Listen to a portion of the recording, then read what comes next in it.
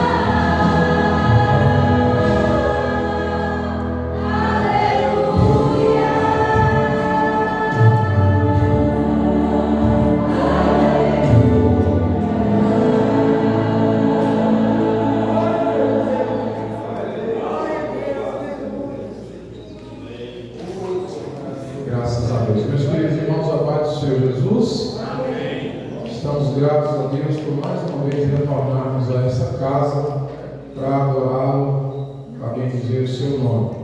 Meus queridos irmãos, antes de nós irmos para a palavra do Senhor, nós temos os avisos. Quinta-feira nós temos culto de missão. O presbítero irmão Léo, mas a sua filha estarão aqui cooperando conosco. Será uma bênção e todos nós estamos convidados a estar aqui adorando a Deus na quinta-feira. Também no domingo, dia de Santa Ceia do Senhor, nós temos aqui uma consagração.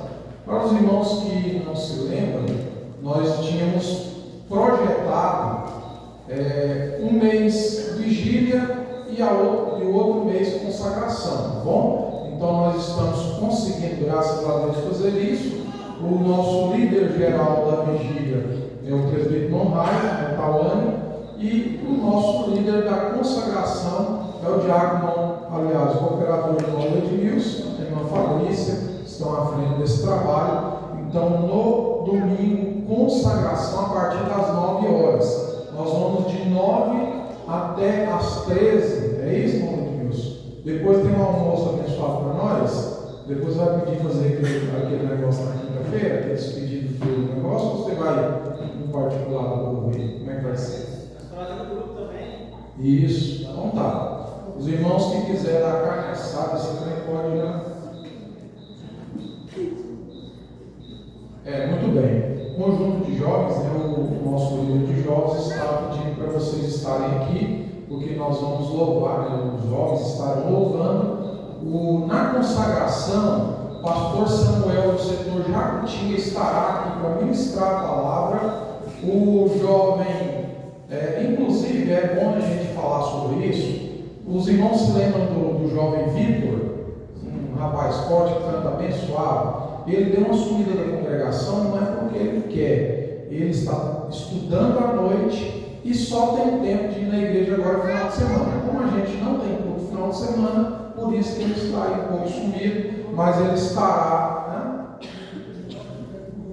mudou para outro lugar também, né? Mas no domingo ele estará aqui louvando a Deus, tá bom? E os jovens do setor de Jacutinga estarão aqui na nossa consagração para louvar também o nome do Senhor. Então você está convidado, venha alimentar a sua alma e depois também alimentar o seu corpo para ter um almoço abençoado. Muito bem. Meus irmãos, nós temos aqui alguns irmãos que nos visitam. O irmão Adelio, esposa, está ali, mas a irmã Edmar, Deus abençoe a vida de vocês. Obrigado pela presença. Eu estou na vontade de ser a última vez que eu apresento vocês. Eu já falei para eles um monte de vezes, já chamei para vir para cá. A irmã Edmar mora lá pertinho de casa, eu falei para ela. E quando ela quiser, eu já trago ela também. Já? Só faltou combinar. Deus abençoe vocês. Obrigado pela presença. Eu brinco com eles que eu tenho verdade com eles, tá bom? Vamos, senhor? Amém. Vamos dar um bem-vindo para eles. Se é verdade que estamos felizes com a presença de Deus, o que diremos? Sejam bem-vindos em nome de Jesus. Irmãos, continuemos orando em favor do evangelista Pedro e irmã Raio, que estão se recuperando, uma questão de saúde.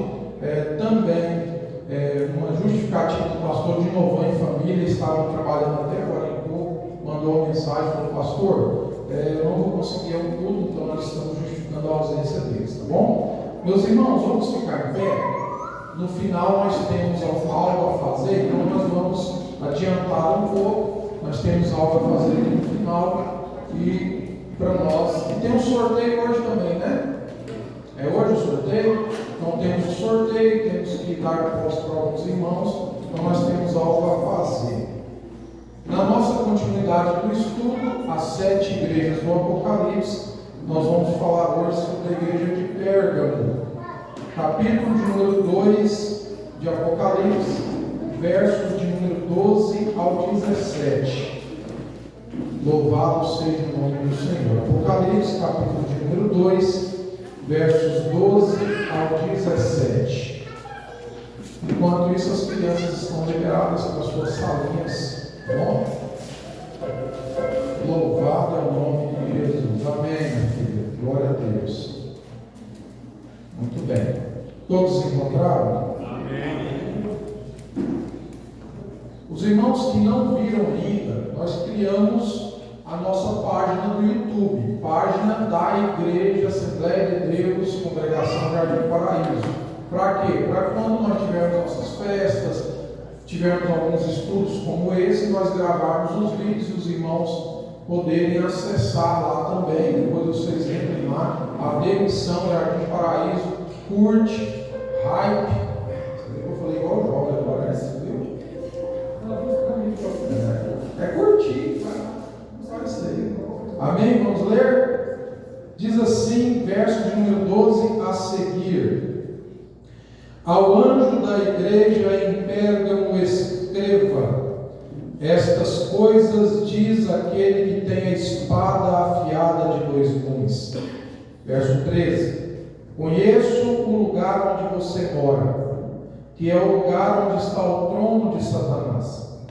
Sei que você conserva o meu nome e não negou a fé que tem em mim, mesmo nos dias de Antipas, minha testemunha, meu fiel, que foi morto na cidade de vocês, aí onde Satanás habita. Verso 14: tenho, porém, contra você algumas coisas. Estão aí em seu meio os que sustentam a doutrina de Balaão, o qual ensinava Balaque a armar ciladas diante dos filhos de Israel, para que comessem coisas sacrificadas aos ídolos e praticassem a prostituição. Verso 15: além disso, estão também aí em seu meio os que seguem a doutrina dos nicolaítas. Verso 16: portanto, arrependa-se, senão irei até aí sem demora, e lutarei contra eles com a espada da minha boca. Último verso, 17: quem tem ouvidos ouça o que o Espírito diz às igrejas. Ao vencedor darei um maná escondido, também lhe darei uma pedra branca, e sobre esta pedra um novo nome escrito, o qual ninguém conhece, senão aquele que o recebe. Senhor Jesus, Pai querido, mais uma vez nós te adoramos, ó Pai, te agradecemos, louvamos ao Senhor por tudo, ó Deus. Continue falando conosco, ó Pai, através da tua poderosa palavra. Deus, me use como instrumento, assim como o Senhor tem usado os teus filhos aqui, ó Pai. Deus querido, em nome de Jesus, fala conosco e que esta palavra transforme a nossa vida em nome e por amor de Jesus. Você pode se assentar, continue adorando e exaltando o nome de Jesus. Meus irmãos, nós vamos dar continuidade então ao estudo, e eu não vou trazer um contexto amplo para os irmãos, porque o pastor Alci já fez isso. Nós vamos trazer um contexto imediato, que é o contexto que vai falar justamente sobre a carta de Pérgamo. Algumas questões afloram ao nosso olhar quando nós olhamos para a cidade de Pérgamo, e nós precisamos inserir cada um dos irmãos no contexto histórico da cidade de Pérgamo, para que você possa entender aonde os irmãos da igreja de Pérgamo estavam inseridos. Então, no contexto cultural e histórico, nós precisamos olhar para dentro da identidade dessa cidade e o que significa o seu nome. Então, em primeiro lugar, depois, é claro, nós vamos aplicar tudo aquilo que nós aprendemos à nossa vida diária, à nossa vida prática, mas nós precisamos falar desta cidade que tem por seu nome Pérgamo, que justamente dá origem ao que nós conhecemos como os pergaminhos.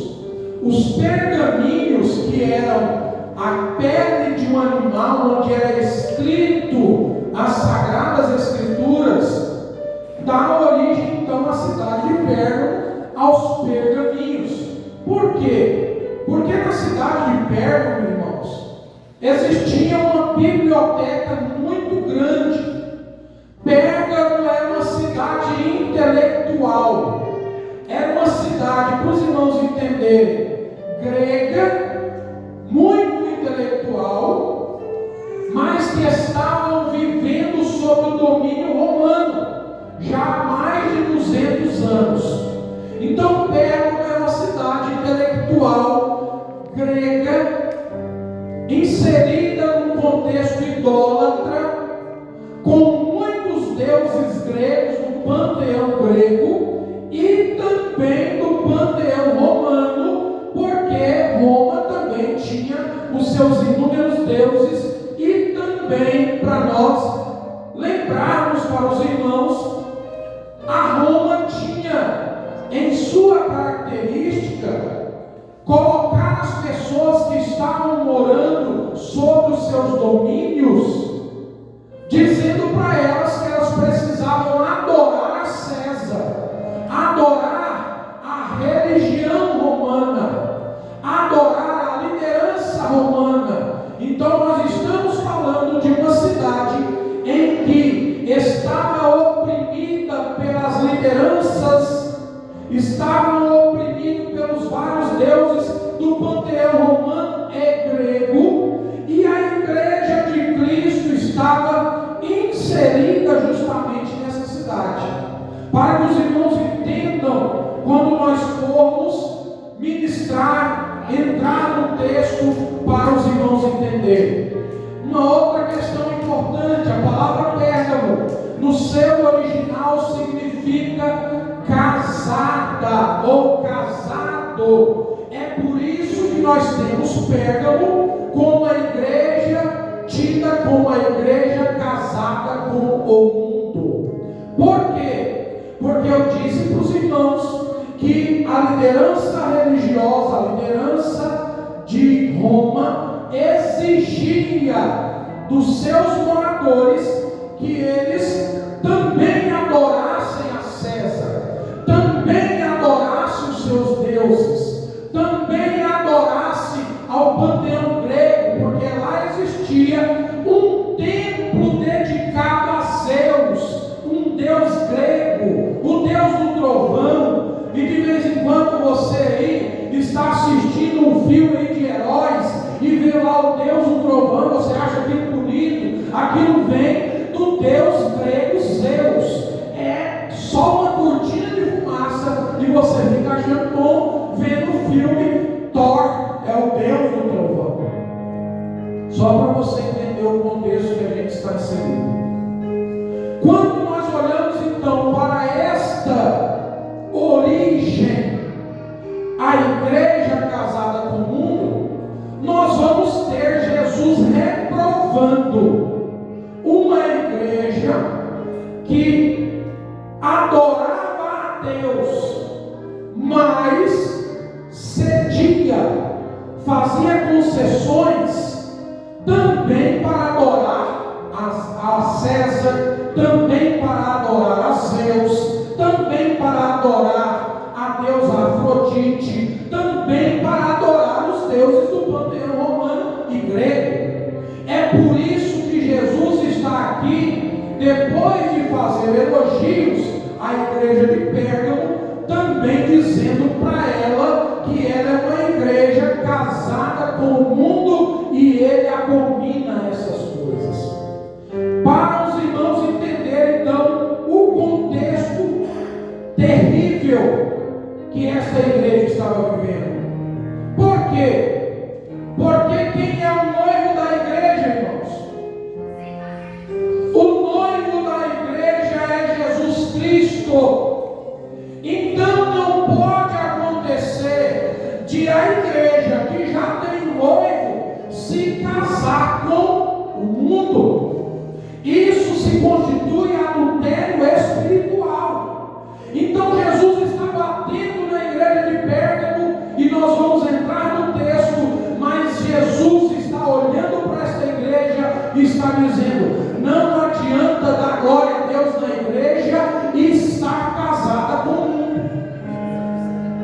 o que Jesus está dizendo para a igreja de Perga.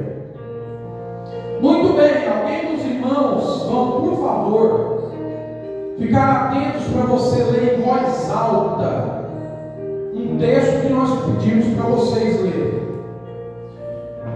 Eu vou trazer para os irmãos alguns perigos da igreja casada com o mundo. Existem igrejas que estão casadas com o mundo, irmão, sim ou não? Existe igreja que está adorando a Deus aqui no templo, mas na segunda, terça, quarta, quinta e sexta estão adorando outros deuses. Os deuses mudaram. Embora eu trouxe para os irmãos as coisas veladas que o cinema traz para nós, as coisas veladas que o mundo traz para nós, e às vezes nós engolimos de goela abaixo, achando que não tem nada. Então nós vamos trazer aqui para os irmãos alguns perigos da igreja que casa-se com o mundo. Em primeiro lugar, nós vamos ver que a igreja que está casada com o mundo, e para nós evitarmos esses perigos, preste atenção, a igreja de Cristo jamais pode ser amada pelo mundo. Meus irmãos, a verdadeira igreja de Jesus, ela jamais pode ser amada pelo mundo. Se a igreja está sendo amada pelo mundo, é algo, um sinal muito ruim. Por quê? Porque a igreja de Jesus tem que contrariar o mundo.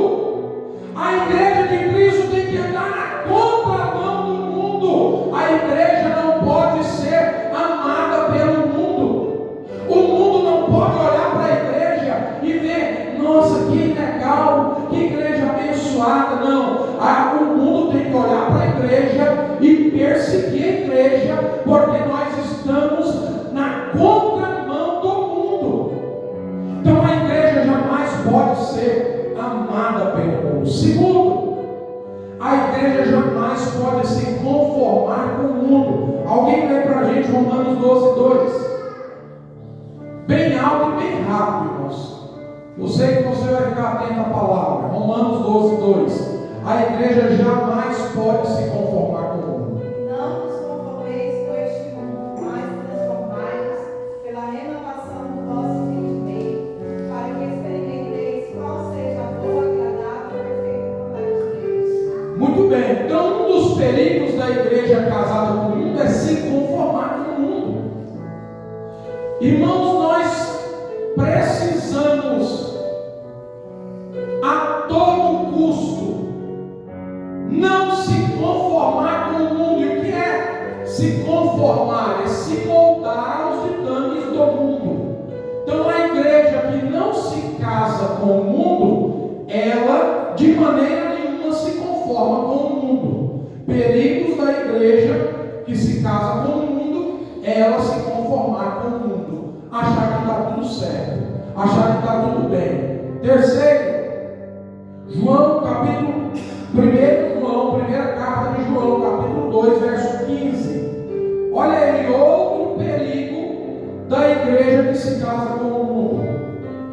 Vamos lá, primeira carta de João, não é o Evangelho, primeira carta de João, capítulo 2, verso de número 15.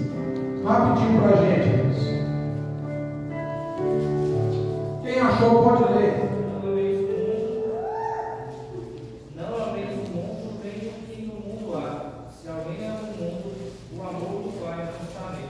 Muito bem, não ameis o mundo nem o que no mundo há. Se alguém ama o mundo, o amor do Pai não está nele. Então um perigo muito grande da igreja se casar com o mundo é a igreja amar o mundo.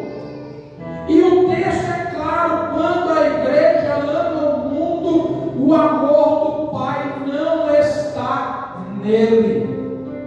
Não existe nenhuma ocasião possamos amar o mundo.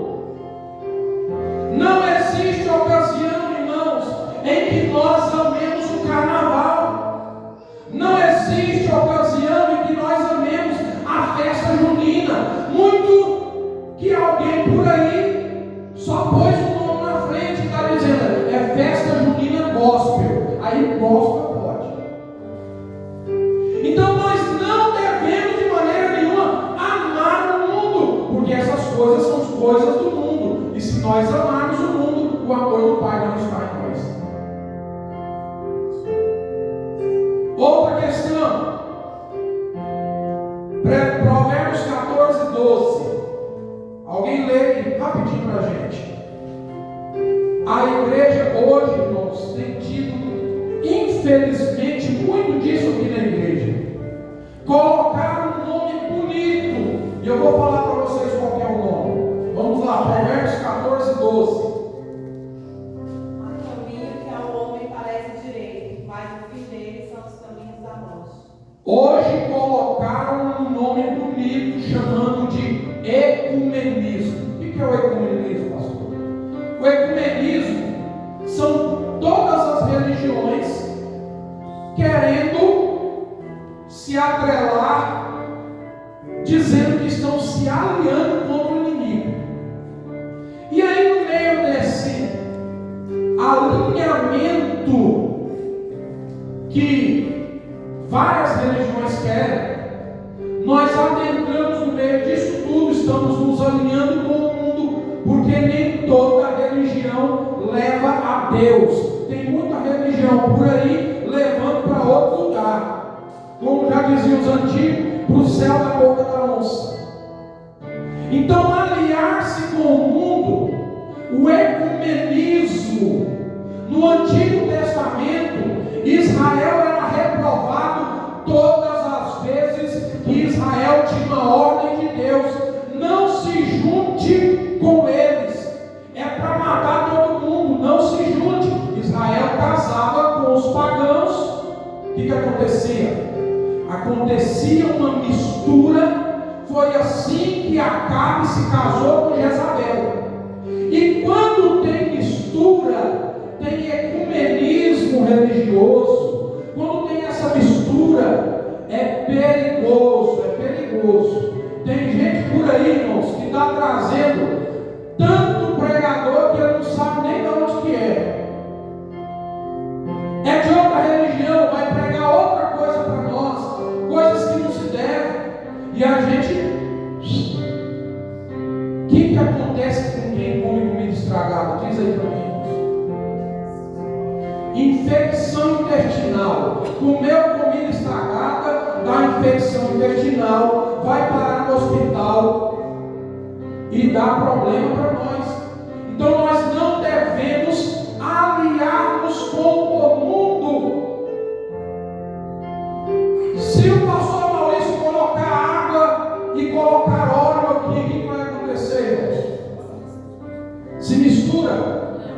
Então não se mistura. Nós estamos no mesmo recipiente, sim ou não? Sim, mas não estamos misturados. Nós estamos no mundo, mas não somos daqui. Nós estamos inseridos nesse mundo. Que mundo, pastor? O mundo de horrores que está por aí, aonde alguém está levando as nossas crianças para um lugar aí que a gente não conhece e abusando das nossas crianças. Alguém vestido de mulher, mas não é mulher, e todo mundo achando bom e colocando na rede social, e daqui a pouco descobrindo que essa pessoa está pegando as nossas crianças e levando para lugares que não pode. E nós estamos lá curtindo, dando view, achando bonito.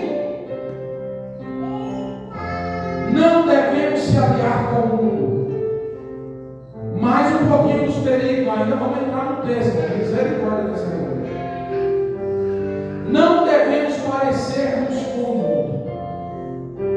E aí eu digo, irmãos, sobre nós termos bem claro na nossa vida, na nossa mente, no nosso intelecto, quem que nós queremos parecer.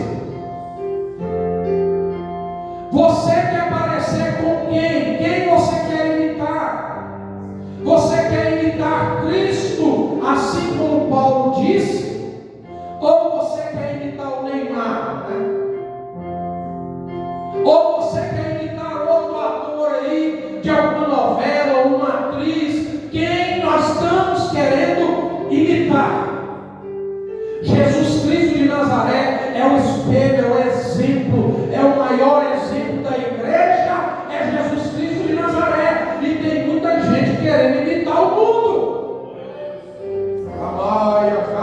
Não estou nervoso, eu faço assim, não estou nervoso.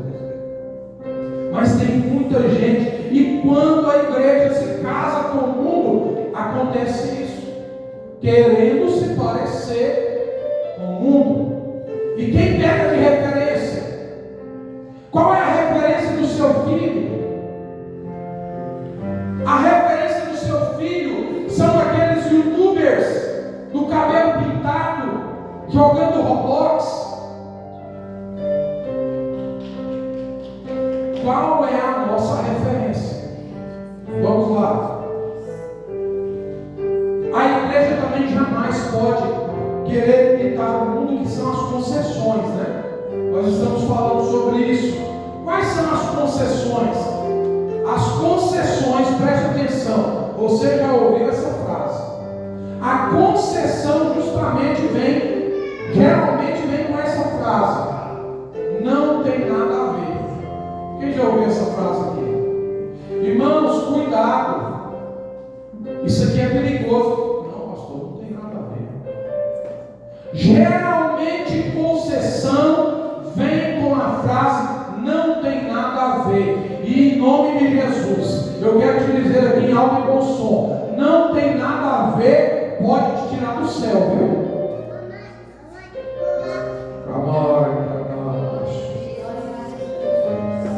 E o último perigo que eu elenquei, irmãos, existem inúmeros, isso é só o Deus de Deus, existem inúmeros perigos. O último perigo, para nós entrarmos no texto, é deixar-se influenciar pelo mundo. A igreja casada com o mundo, não é ela que influencia, é o mundo que influencia ela. E os negócios vão entrando devagarzinho, e a igreja que deveria influenciar o mundo, o negócio vira a inversão de valores e o mundo influencia a igreja. Então a igreja casada com Cristo jamais pode se deixar influenciar com o mundo. Qual é o antídoto da igreja para esses perigos? Vamos ler Oséias 4:6. O antídoto, o remédio para essas coisas, esses perigos que nós enfrentamos no dia a dia da igreja. O meu povo foi destruído porque lhe faltou conhecimento. Porque tu rejeitaste o conhecimento, também eu te rejeitarei para que não sejas sacerdote diante de mim. Visto que te esqueceste da lei do teu Deus, também eu me esquecerei de teus filhos. O antídoto para o povo de Deus é justamente o que nós estamos fazendo aqui nessa noite, durante essas terças-feiras e outras terças-feiras e outros dias em que nós sentamos para ouvir a palavra de Deus e aprender da palavra de Deus. Porque o povo é destruído porque lhe faltou conhecimento. O conhecimento na sua vida é o que vai te fazer você rejeitar o ensino, por exemplo, dos testemunhos de Jeová. O conhecimento é o que vai fazer você, por exemplo, rejeitar os espíritas, os ensinos. Aliás, deixa eu refazer: não rejeitar os espíritas, eles são almas. Rejeitar os ensinos dos espíritas, certo? Melhor falando. Então, o conhecimento na nossa vida vai fazer com que nós não caiamos em ciladas que o mundo está oferecendo para cada um de nós. Amém? Amém. Glória a Deus. Vamos então para o verso de número 12. Verso de número 12. Estas coisas diz aquele que tem a espada afiada de dois gumes. Meus irmãos, aqui Jesus está, como em todas as outras cartas. Eu não disse isso na introdução para ganhar tempo, mas porque o pastor Alcim inclusive falou sobre isso. Mas Jesus em todas as cartas se apresenta para a igreja. E Jesus Jesus aqui está se apresentando para a igreja de Pérgamo. E ele está dizendo, verso 12: estas coisas diz quem? Aquele que tem a espada afiada de 2 gumes. Isso já tinha sido mostrado para nós em Hebreus capítulo 4, quando ele diz que o que penetra até a divisão da alma e do espírito como espada de 2 gumes. Quem faz isso? A palavra. Então o que Jesus está dizendo para a igreja de Pérgamo? Eu sou a palavra. Eu sou a palavra. Quem está dizendo aqui é o verbo, é o para de Deus, porque Jesus, sendo a palavra, ele é a palavra em 2 sentidos. Ele é a palavra que salva, mas ele também é a palavra do início da criação, que é Deus dizendo que haja e as coisas apareceram. Através do que as coisas apareceram? Através da palavra, do para de Deus, haja e houve. Jesus estava na criação. Então Jesus está dizendo, eu sou o alfa, o ômega, o princípio, o fim. Eu sou a palavra. E a igreja de Pérgamo está entendendo isso aqui. Jesus, depois que ele se apresenta e ele mostra que ele é a palavra, ele vai então trazer uma realidade terrível no verso 13 para a igreja de Pérgamo. Verso 13: conheço o lugar onde você mora, que é o lugar do trono de Satanás. Meus irmãos, Jesus está mostrando para a igreja que ele sabe de tudo. Jesus está aqui mostrando a sua onisciência.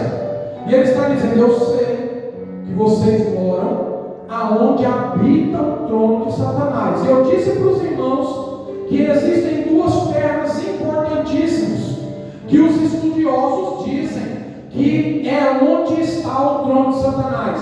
O trono de Satanás, pela maioria dos estudiosos, ou é, preste atenção, ou é o templo de Zeus, que eu já disse para os irmãos, ou é o sistema romano que estava oprimindo as pessoas. Então só tem 2 opções para a maioria dos estudiosos. Ou o trono de Satanás, que Jesus está falando, é o templo a Zeus, panteão grego, panteão romano da liderança romana. A cidade era idólatra. Então Jesus está dizendo para Pérgamo que eles estão no lugar que é o trono de Satanás.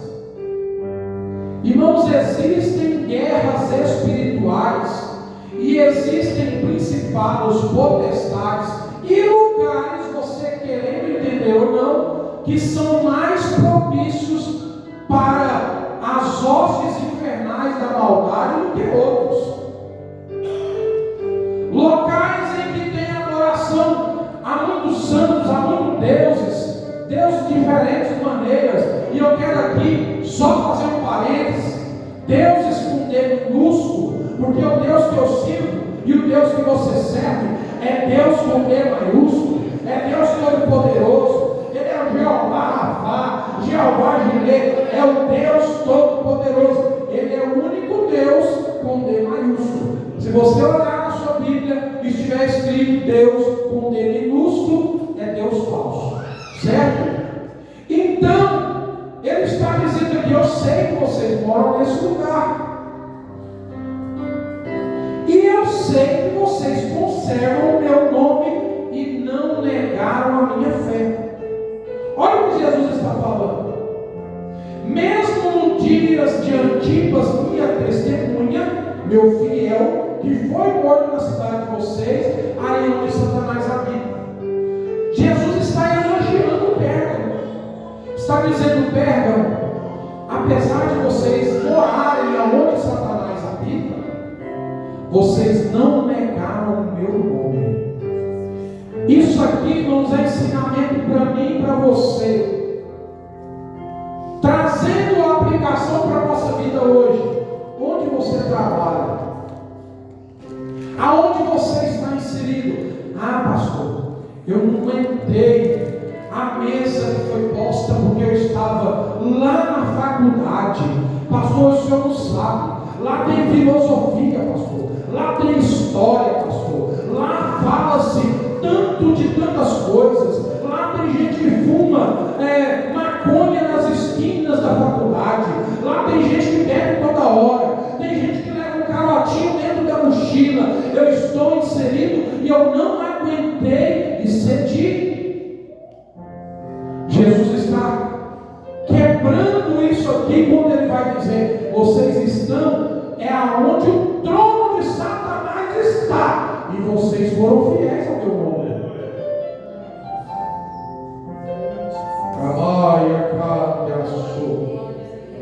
É a fidelidade no meio do inferno. Não importa onde você esteja, seja a luz de Jesus lá. Aleluia.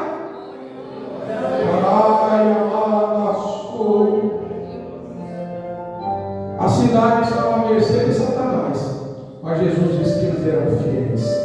Em meio a qualquer opressão, em meio a tudo aquilo que vem contra os seus princípios, como cristão e como cristã, se mantenha fiel. Pastor, você não sabe o que me ofereceu? Mantenha a fidelidade, seja fiel. Pastor, você não sabe, a mesa que estava lá tinha quindim, tinha pudim, tinha carne assada, tinha até Coca-Cola lá, pastor. Seja fiel. Quem tem ouvido, ouça. Você pode adorar o nome de Jesus, seja fiel onde você estiver. Preste atenção na história de Antipas. Antipas, segundo os historiadores, era um pastor de Pérgamo. Sabe como esse homem aqui morreu? Quando a Roma, que eu disse que tentava oprimir os irmãos, quando Roma tentou oprimir o pastor da igreja de Pérgamo, Antipas, segundo os historiadores, Antipas não cedeu, inclusive estava ganhando alma para Jesus lá. Sabe o que aconteceu? A liderança romana buscou Antipas e levou ele preso e colocou ele em uma das maiores torturas que nós conhecemos. Levou ele e colocou ele dentro de um boi de bronze. Eles faziam um boi de bronze, colocavam a pessoa lá dentro, pegavam a fogueira, acendiam a fogueira e a pessoa morria cozinhado dentro do boi de bronze. Pegaram Antipas, o pastor da igreja, porque ele não cedeu, porque ele não fez concessão, e ele disse: vocês podem me matar, mas eu já estou vendo Jesus Cristo de Nazaré. E eles mataram Antipas, mas ele não cedeu. Aleluia. Não ceda às tentações que o mundo te oferece.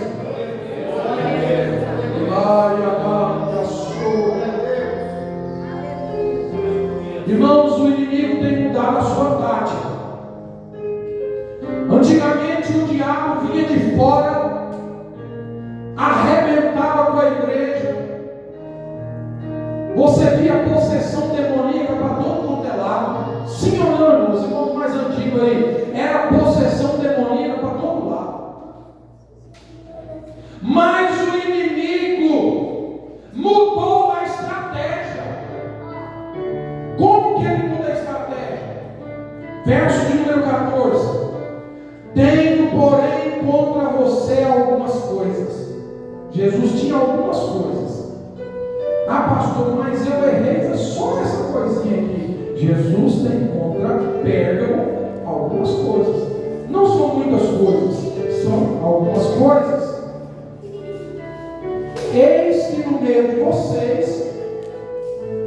vocês estão sustentando a doutrina de quem? de Balaão. Para a gente entender isso aqui, entender a tática do diabo hoje, nós temos que entender quem era Balaão.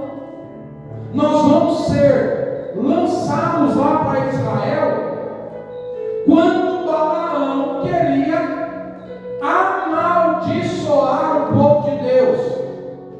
Vou resumir a história para os irmãos. Eles conseguiram amaldiçoar o povo de Deus, não? Sim ou não? Por quê? Porque quando Deus abençoa, ninguém pode amaldiçoar. Em nome de Jesus, Deus abençoa a sua vida e o diabo não pode levantar contra a sua vida. É uma profecia. Levante a mão em nome de Jesus.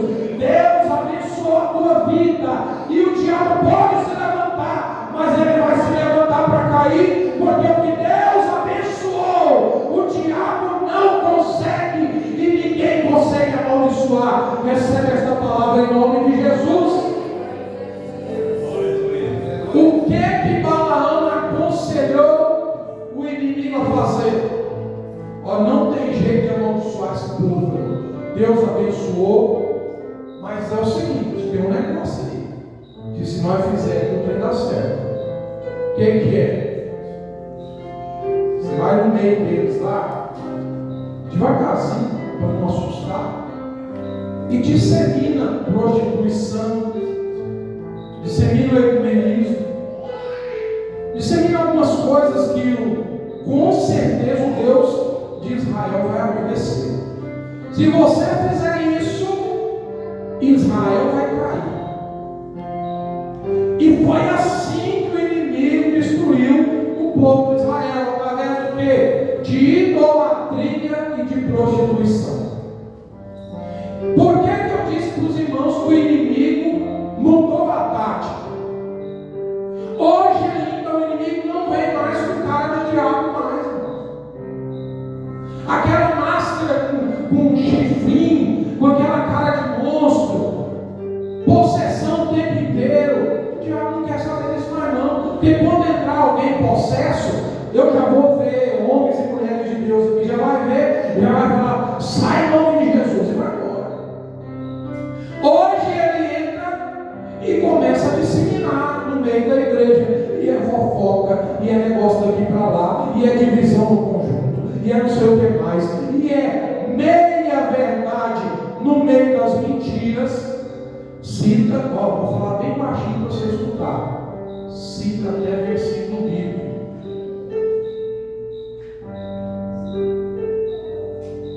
E tem muita gente caindo. Então, a igreja de Pérgamo tinha uma doutrina ortodoxa. O que é isso, pastor? Ortodoxia nada mais é do que a doutrina correta. A igreja de Pérgamo tinha uma doutrina correta, zelava pela doutrina, mas era glória a Deus aqui e deixava Balaão entrar de lá. Era aleluia daqui e idolatria de lá. Então Jesus está reprovando Pérgamo, porque eles zelavam da doutrina, mas eles deixavam Balaão ensinar e dar um quieto lá dentro da igreja. Não só Balaão, o texto continua dizendo.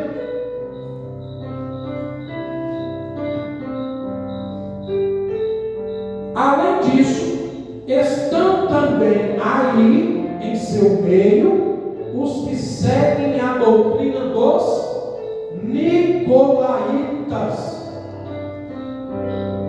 Nós precisamos entender quem são os nicolaítas. Os nicolaítas, a palavra original, só para os irmãos entenderem, vem, aí você divide a palavra nico, que é conquistar, e laítas, que é leigo. Eles tentavam dizer para o povo da igreja de Pérgamo que uma vez salvo, salvo para sempre. Eles tentavam dizer para a igreja de Pérgamo que só a alma é que vale, o corpo não tem nada. Logo, o que acontecia, irmãos?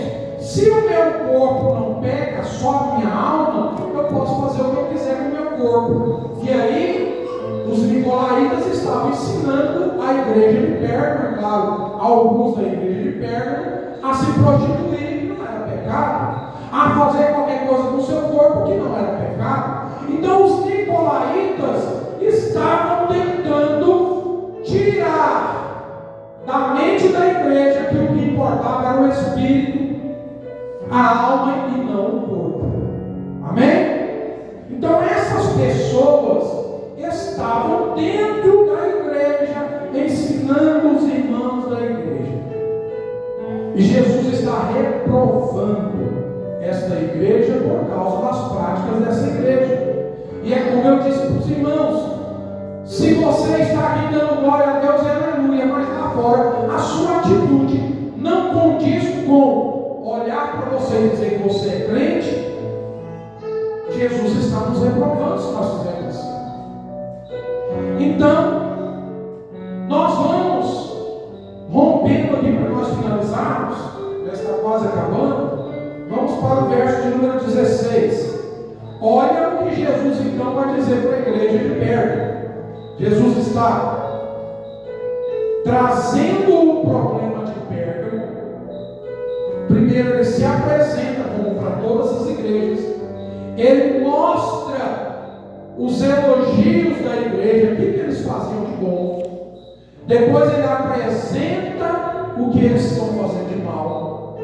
E aí Jesus, ele não deixa a igreja de Pérgamo perdida, nem as outras. O que ele faz? Ele diz como que faz para consertar. Olha o verso de número 16. Portanto, arrependa-se. Se não se arrepender, aí ele vai trazer a consequência do não arrependimento. Então ele está dizendo, qual que é a solução? A solução é se arrepender. Mas, se não se arrepender, irei até você sem demora e lutarei contra eles com a espada da minha boca. Irmãos, isso aqui é tremendo, porque fala do poderio de Jesus.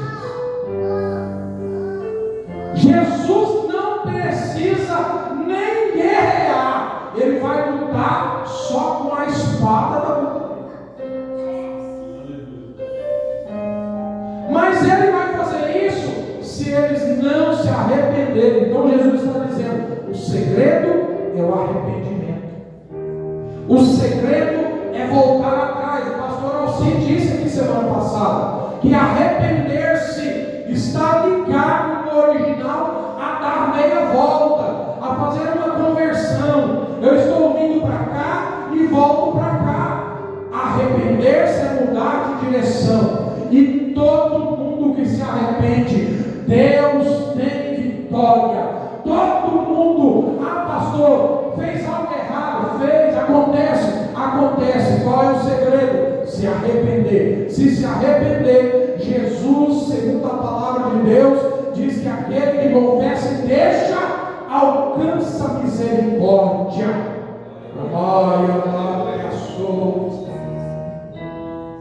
Louvado é o nome de Jesus. Pastor, e todo mundo que se arrependeu, e para nós? Para nós quem, pastor? Verso 17. Quem tem ouvidos, ouça o que o Espírito diz às igrejas. A quem? A quem, irmãos?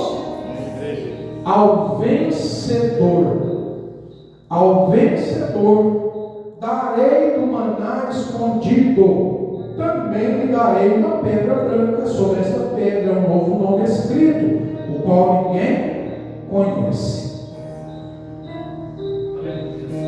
A palavra de Deus em Mateus nos diz que o que perseverar até o fim será salvo. O vencedor, irmãos, não é uma corrida de velocidade quem chegar primeiro. A corrida do crente não é de velocidade, sabia? A corrida do crente é de quem vai é o que perseverar. Pastor, na minha caminhada, eu não estou conseguindo correr muito não, estou andando assim bem devagar, mas irmão, você vai chegar lá no final, vai? Então glória a Deus pela sua vida. Pastor, eu até comecei correndo demais, mas chegou um momento aí, eu dei uma cansada, eu engoli o fôlego, e eu estou igual o pastor Maurício quando faz caminhada na praça do Dom Abel. Chega em casa, a mulher acha que o cachorro está dando dança. Eu chego assim, ó. Então, você pode até estar desse jeito, mas você vai chegar no final? Hã? Se você chegar no final, aleluia, glória a Deus, tem vitória e tem bênção na sua vida, porque a palavra diz: ao vencedor. O vencedor é o que chega na linha de chegada. Louvado é o nome de Jesus. E ao vencedor é justamente Jesus está dizendo: olha, tem alguns na igreja de Pérgamo que não cederam à tentação. Eles são os vencedores. Porque tem muita gente, irmão, que não. Ele está na caminhada e Jesus está dizendo: olha, aos que vencerem a tentação de se casar com o mundo, esses são os vencedores. Então, o vencedor aqui que Jesus está trazendo para nós é todo aquele que venceu a tentação de casar com o mundo e chegou na linha de chegada. Porque Pérgamo é tido como a igreja casada com o mundo. Mas ao vencedor, Jesus vai fazer umas promessas. Porque eu disse para os irmãos que existe um padrão em toda a carta do Apocalipse. E o último padrão em toda a carta do Apocalipse, você pode ver, é Jesus fazendo uma promessa. Qual é a promessa para a igreja de Pérgamo? Primeira promessa: Jesus promete dar do maná escondido. Irmãos, para nós entendermos essa questão, o que é o maná escondido para nós precisamos voltar para o capítulo 16 de Êxodo, quando Deus concede a Israel o maná, que é um alimento para Israel. A Bíblia não diz qual gosto que era, mas era um alimento que ao paladar de Israel era muito gostoso. Então, o alimento que Deus estava dando, Jesus pega esse texto e nós vamos para João capítulo 6, e no Novo Testamento Jesus está fazendo um paralelo entre o maná que foi dado por Deus no Antigo Testamento e ele próprio, porque no capítulo 6 ele diz que ele é o próprio maná, ele é o pão vivo que desceu do céu. Então Jesus está dizendo para Pérgamo, se você vencer, igreja do Senhor em Jataí, Assembleia de Deus Missão, Congregação Jardim Paraíso, os irmãos que estão aqui nesta noite, se você vencer, eu tenho para você o próprio Jesus Cristo, o pão vivo que desceu do céu. De que maneira, pastor? Jesus está dizendo aqui que ele, quando você vencer, você vai ter comunhão pessoal com ele de forma eterna. Tem algo melhor do que isso? Olha o que Jesus está dizendo, presta atenção. Você receberá o maná escondido, que faz referência àquele maná da arca, que estava escondido na arca da aliança. E ele está dizendo: olha, eu sou o pão vivo que desceu do céu. Se você vencer, você vai ter comunhão comigo para toda a eternidade. Para toda a eternidade. Para toda toda a eternidade. Você pode glorificar o nome de Jesus. Quem aqui nessa noite quer ter comunhão com Jesus para toda a eternidade? É promessa de Jesus, o maná escondido. Mas ele também promete para nós, além do maná escondido, uma pedra branca. Você precisa voltar no tempo para explicar o que é a pedra branca. No mundo antigo tinha 3 características para nós ensinarmos para os irmãos a respeito da pedra branca. Primeiro, a pedra branca nos tribunais era uma absolvição. Quem era absolvido nos tribunais, ou seja, quem não devia nada, alguém foi parar no tribunal, o juiz olhou para ele e disse: você não está devendo nada. O que eles faziam? Pedra branca. Quem era condenado tinha uma pedra preta. Então, na nossa comparação que Deus está fazendo, Jesus está fazendo aqui, Ele está dizendo para nós que quando nós vencemos, Ele entrega essa pedra branca que está significando para mim e você que nós somos declarados inocentes na presença de Deus. Por que, pastor? Porque quando vier, aleluia, o grande trono branco, o pastor Alci falou sobre isso aqui. Quando vier o grande trono branco, você já vai estar com uma pedra branca na sua mão e o mundo será julgado, os ímpios serão julgados, mas você não, você é crente, você venceu. Quem vai estar na sua mão? Uma pedra branca, que está simbolizando que você foi absolvido, você foi declarado inocente, porque você creu em Jesus. Isso significa que nós, mais Jesus, vamos compartilhar de uma amizade com o nosso Senhor Jesus. E a amizade fala de quê? Quem é amigo de verdade faz como o pastor Raico, que vai ter uma intimidade e chama para comer carne assada, liga para comer pizza, vai comer um pão lá da asilo. Por quê? Porque tem intimidade. A amizade fala de intimidade. Amém? A outra característica para nós finalizarmos: a pedra branca servia como acesso livre. Nos jogos públicos de Roma existia o acesso livre como a gente tem aí hoje. É os que o povo chama aí, eu nunca fui, mas os irmãos já ouviram falar de camarote. Os camarotes hoje fazem pagar, né? Mas lá ainda tem os VIP do camarote, né? Porque se não paga, vai para o camarote e não paga. Naquela época, nos jogos públicos, a pedra branca significava acesso livre. Quem sabe você já entendeu que você tem acesso livre ao Senhor Jesus?